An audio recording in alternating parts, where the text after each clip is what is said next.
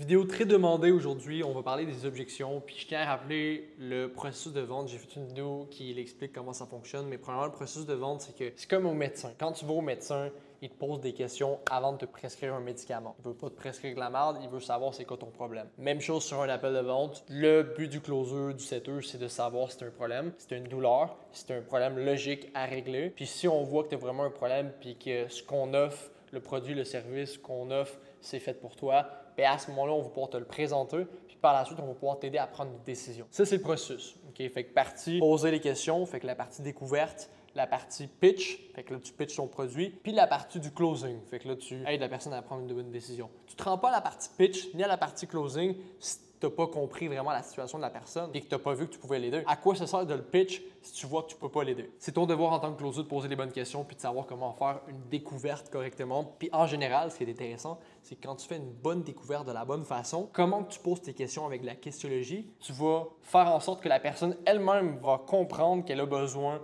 de ta solution. Ça, c'est quand tu sais poser les bonnes questions. En tant que closer, ce qu'on appelle funnel, fait que tu diriges la personne vers ton objectif qui est ton produit, ton service. Exemple, on n'est pas là pour vendre de la glace à un Esquimau, ça c'est pour les scammers. Pour les crosseurs en bon québécois, on est là pour vendre quelque chose que la personne a besoin. C'est-à-dire que si la personne pèse 250 livres, ça va affecter sa vie, son futur, son estime de soi, sa santé. Tu veux lui faire dire elle-même, puis le mettre dans une position de difficulté, douleur, dans la partie découverte, le plus possible. C'est ça le métier d'un closer, c'est de pouvoir aider la personne à vivre des émotions difficiles avec elle. Regarde, si tu ne prends pas action dans les prochaines années, ça se peut que ta santé se détériore. Comment tu vas te sentir? Tu l'amènes dans une émotion difficile. Puis tu l'amènes aussi dans une émotion positive. C'est ça le but de la découverte. Okay? Fait que positive, c'est comment tu te sentirais si tu serais enfin capable de pouvoir mettre un maillot de bain à la piscine. Right? Comment tu te sentirais, man, de pouvoir jouer avec tes enfants plus que 5 minutes sans être essoufflé? Bref, tu l'amènes à des émotions positives. C'est ce qui fait prendre l'action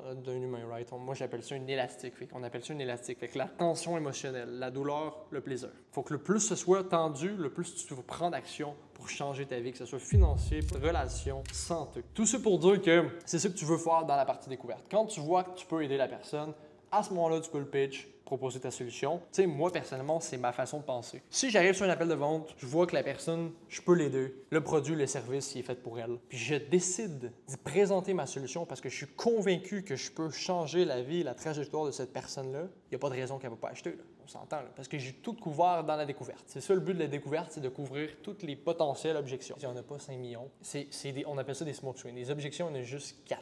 Puis je vais vous en parler dans cette vidéo. Le reste, c'est ce qu'on appelle du fugazi. Fugazi, c'est des menteries, des mensonges. Les gens se protègent leur ego, protègent leur peur, ils veulent pas passer à l'action. Fait qu'ils disent, je dois penser, je dois en parler à mon chien, mon cheval, ma blonde, je dois vérifier mes finances. T'sais. Ça, c'est des conneries. Le 3/4 du temps, c'est des conneries, c'est des peurs. OK, on va le voir ensemble. Quand moi, je vois que quelqu'un, je peux les deux, je le pitch, c'est sûr qu'il va acheter. La vente, guys, puis traiter des objections, c'est amener la bonne perspective à la personne. Il y a plein de mots, plein de gens qui disent des mots différents, mais au final, c'est juste d'y amener la bonne perspective. Vous voyez ma balle de golf ici, là? Je viens de la voir. Moi, en ce moment, je vois juste ça. OK, je vois juste ça, esti. Je vois pas ça. Je vois pas que c'est écrit, mettons, B ici. Ta job en tant que closer, c'est d'y montrer que c'est écrit B ici. Ah, ben tabarnak, c'est écrit B. C'est une question de perspective. Fait que si tu vois les choses différemment, ben là, t'es capable de pouvoir prendre action, puis ça te fait peut-être moins peur. C'est ça la job d'un closer. C'est d'amener la confiance, c'est d'amener la perspective, puis c'est d'amener un support pendant le processus de transaction d'achat, parce qu'un achat à plus de 3 000, 5 000 $, c'est difficile à prendre tout seul. Puis nous, aujourd'hui, en tant que closer, des fois, on aide des personnes à prendre des décisions à 50 000 $ qui vont changer la carrière de leur entreprise. L'objectif, dans la partie découverte, je parle, c'est de pouvoir couvrir la logistique. Est-ce que la personne, elle a les fonds? Est-ce que c'est la personne qui prend les décisions? C'est la première chose que tu veux vérifier. Est-ce qu'il y a de la tension émotionnelle? Est-ce que la personne a de la douleur puis un plaisir, un désir à pouvoir atteindre l'objectif qu'elle veut? Financier, culturel, spirituel, peu importe. Troisième chose, est-ce qu'elle voit une valeur? Est-ce qu'il y a vraiment une valeur? Est-ce que je fais pas juste y vendre de l'heure pour de l'heure ou il y a vraiment une valeur pour cette personne-là que genre ça va vraiment résoudre un problème dans sa vie ou dans son entreprise? OK? Numéro 4, c'est la confiance. La confiance, tu la bâtis tout au long de l'appel. Plus que tu as une écoute active, plus que tu écoutes la personne, tu la comprends, automatiquement la personne va te faire confiance. Si tout est juste là, ouais man, OK, cool. OK, ouais, nice, OK, nice. Tu sais, t'es pas là sur l'appel, t'es juste OK, nice, OK, cool. En moins, c'est difficile, OK, cool. Tu vas perdre la confiance, même si la compagnie a une bonne réputation. OK, excusez la lumière. Fait que ça, c'est comme ça que tu bâtis de la confiance en grande partie là, en tant que vendeur. Très important. C'est les 4 aspects. Maintenant, une fois qu'on a passé à la fin, on arrive à la fin de l'appel, soit que tu as donné le prix, parce que tu n'as pas le choix, soit qu'elle le sait déjà, soit que tu ne l'as pas donné. On va faire les deux scénarios. Premier scénario, la personne connaît le prix. Parfait. Pendant l'avoir pitch, je fais un résumé. Dans le fond, tu lui demandes comment elle se sent par rapport au processus. Comment elle se sent par rapport à ce que tu viens de lui offrir. Tu veux savoir. Tu vas avoir même peut-être une note de 1 à 10 pour que tu puisses savoir, OK, qu'est-ce que tu en penses de 1 à 10? Mettons, de 1, tu as le goût de partir en courant, c'est vraiment l'enfer. Puis 10, bien, ça fait vraiment du sens pour toi. La personne va pouvoir te dire 7. OK, parfait, 7. Merci d'être franc avec moi. Puis selon toi, c'est quoi qui te prendrait genre, pour arriver à un bon 10, mettons? Puis là, la personne, guess what? Normalement, elle va te donner ça sur un plateau d'argent. À moins qu'il y ait des incertitudes. Guys, les objections, là, moi, quand je reçois, c'est mon plaisir. C'est wow, c'est nice parce que c'est là que ta job en tant que vendeur, closer, setter commence. C'est là que c'est fun, man. C'est là que tu changes des vies. La personne, tu l'aides à avoir le B qu'elle voit pas. Il faut que tu sois bon à coacher le monde. Pour ça que toi aussi, il faut que tu aies une bonne relation avec la personne. Tu sais, tu peux pas, genre, briser, genre, sortir. Genre, tu peux pas, genre, faire, man, comme entre toi puis moi, là, Ced. Donc, il s'appelle Cédric. Entre toi puis moi, Ced, là, tu sais, on va se le dire. Tu sais, c'est toi qui prends les décisions, c'est pas ta blonde, là. Puis, tu sais, si tu dis de même, d'une bonne façon, puis tu as créé une bonne relation avec lui, puis tu t'es rendu un peu chummy, tu sais, ça dans toi puis moi, là. Tu sais, je veux dire, moi, tout, des fois, j'ai goût d'en parler à ma blonde, mais c'est moi l'homme de la maison, man, 100%. Fait que, tu sais, il y a plusieurs façons de répondre. C'est peut-être pas la meilleure façon, mais c'en est une bonne, puis ça peut fonctionner si tu as créé de la relation. Après, il y a des scripts qui existent que tu peux être beaucoup plus pointu, puis vraiment amener une bonne perspective, mais c'était juste un petit exemple. Fait que tu lui demandes le processus, puis après, quand il te sort une objection, bien là, c'est le même processus que je vais te présenter très bientôt. Maintenant, si la personne ne connaît pas le prix, très important, tu demandes comment elle sent par rapport au processus. Tu veux être certain qu'avant de lui donner le prix, donner ton pouvoir, parce que sinon, on peut juste prendre le prix et s'en aller, elle n'a plus besoin d'être sur l'appel. Avant de lui donner le prix, tu veux savoir comment elle sent par rapport au processus. Si elle dit oui, c'est malade, c'est 100% fait pour moi, puis tu le confirmes 2 fois, c'est malade, tu écoutes ses intonations. Ouais, c'est vraiment nice. C'est vraiment nice. Ouais, c'est nice. Red flag.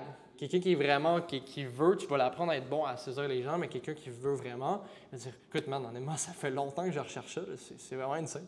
Je suis vraiment prêt. Puis là, t'es sûr? Man, 100%, malade. Ça, c'est quelque chose quelqu'un qui est beaucoup plus prêt à y aller de l'avant, right? Tandis que si quelqu'un dit, ouais, ça fait du sens. Non, couvre ça maintenant. C'est une objection, c'est une incertitude que tu vas devoir traiter. Comment tu le traites? Ah ouais? Ben écoute, t'as pas l'air sûr. Je vais être franc avec toi puis moi, là, tu le cales out, tu le mets en lumière, ce qu'elle vient de dire. Tu dis, écoute, entre toi puis moi, t'as pas vraiment l'air sûr, c'est quoi qui te fait penser ça, mettons? Hop, là, tu vas pouvoir faire ouvrir la personne. Ben écoute, man, honnêtement, je sais pas, man, ça dépend combien que ça coûte, puis je suis pas trop sûr, là, je veux dire, moi, je prends pas tout le temps des décisions, j'aime mieux y penser, là, je tiens juste à être franc avec toi, là, man, je tiens juste à y penser. Tu vois que la personne est stressée, là, tu vois que la personne, il y a quelque chose, genre, fait que, ok, man, parfait, ben il y a pas de stress, puis tu sais, admettons, là, entre toi puis moi, juste, si on met le prix à part, c'est quoi qui te ferait hésiter par rapport au processus, puis qu'est-ce qu'on vient de voir ensemble? Fait que là, la personne va pouvoir s'ouvrir, puis c'est ça mon point, dans le fond, c'est que quand tu reçois une objection, quand tu reçois une patate chaude comme ça, ben panique pas, tu veux réduire la pression, pas de problème, puis juste pour que je reste organisé de mon côté, là, tout c'est quoi? À part l'argent, à part le fait que tu dois y penser,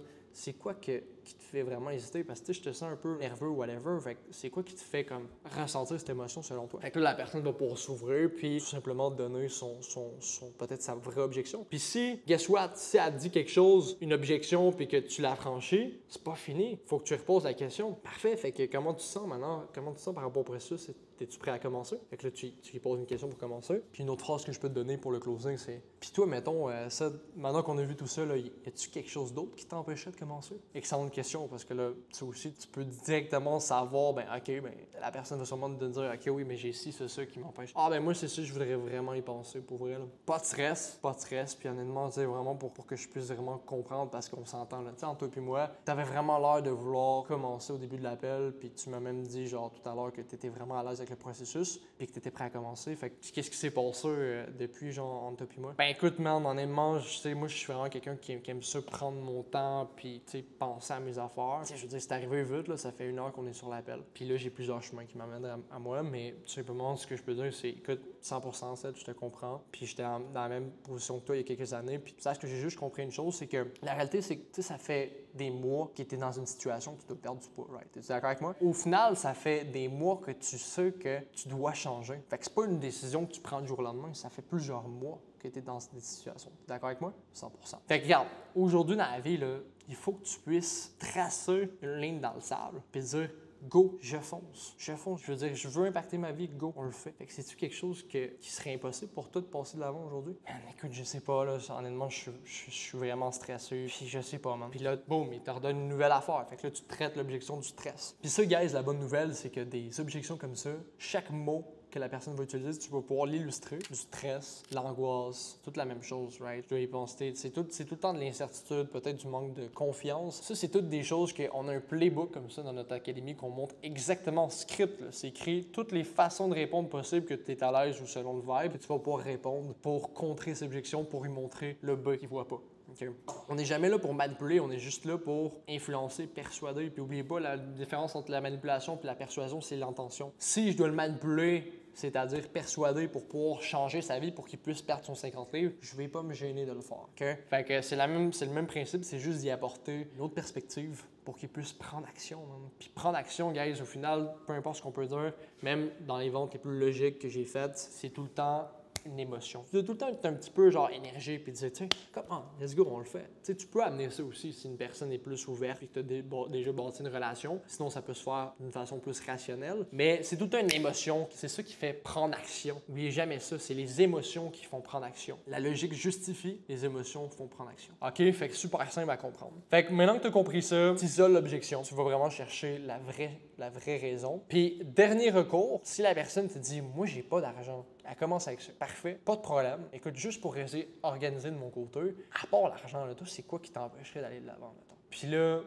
après l'argent, man, à part l'argent, pour vrai, il n'y a vraiment rien, man. Puis, encore une fois, écoute les intonations. Si la personne dit « Ah non, il n'y a rien ». Red flag. Si la personne te dit « Non, il n'y a vraiment rien, pour vrai, je serais prêt à commencer ». T'es sûr? 100%, man, c'est juste une question d'argent. Là, à ce moment-là, tu peux traiter ce qu'on appelle l'objection logistique. Ça, c'est tout en dernier. Logistique, c'est la personne qui prend les décisions, puis l'argent. Est-ce que la personne a la possibilité d'aller chercher des ressources financières pour commencer dans ton produit ou ton service? Fait qu'à ce moment-là, ben, tu peux regarder pour des plans de paiement. OK? Ça, c'est une autre vidéo qu'on va pouvoir faire ensemble, là, comment traiter ça. Oublie pas aussi, après avoir isolé l'objection, tu veux doubler. T'es sûr, t'es sûr. Là, t'écoutes ce que la personne dit, tu regardes comment la personne répond. Ça va tout dire si la personne hésite ou non, puis joue un jeu d'acteur ou non, si elle est prête ou non. Fait que tout se joue dans le subconscient, tout se joue dans le body language, le langage corporel. Tu vas le voir si la personne est sincère ou non. C'est du « Ouais, non, à part l'argent, tout est correct. » Là. Non, pas tout est correct à part l'argent. Fait que ça veut dire que tu veux lui montrer un plan de paiement, puis la personne va quand même pas le faire parce qu'il y avait une incertitude, elle avait peur ou elle avait pas confiance. Tout simplement. Toutes les objections que vous entendez, c'est ça que je disais tantôt, là, c'est tout, on appelle ça un smoke screen. Fait que fugazi, it's nothing. C'est juste démontré, c'est juste pour se protéger. Oubliez jamais ça. Il y a juste 4 objections. Confiance, pas de tension émotionnelle, fait que douleur, pas de valeur logique, la personne voit juste pas la valeur. Puis ça, ces 3 affaires-là, si tu les as pas au début de l'appel, tu pitches pas la personne, tu t'assures de l'avoir. Puis logistique. Alright? Fait que c'est les seules affaires, puis le reste, c'est de l'incertitude, un manque de confiance, de la peur, tout simplement. Puis tu dois traiter ça avec la façon que je t'ai montré. C'est vraiment une atmosphère de pression en général. Fait c'est pour ça que c'est super important le début de l'appel. Puis les meilleurs closers, mais ils font un bon appel parce que 90% des objections puis du rapport, c'est-à-dire du rapport avec la personne, va se créer au début de l'appel. C'est super important. C'est comme ça que tu vas être capable de traiter les objections dès le début, avant le prix si tu peux. Puis tu vas être capable de crush ton appel avec cette vidéo-là. J'espère que ça t'a aidé au maximum. N'hésite pas à écrire des commentaires. Je réponds à tous les commentaires personnellement. Tu peux m'écrire aussi sur Instagram si tu as des questions. Je réponds perso aussi. C'est pas des robots. Fait que sur ce, on se dit pour une prochaine vidéo. À très bientôt. Bisous. Ciao.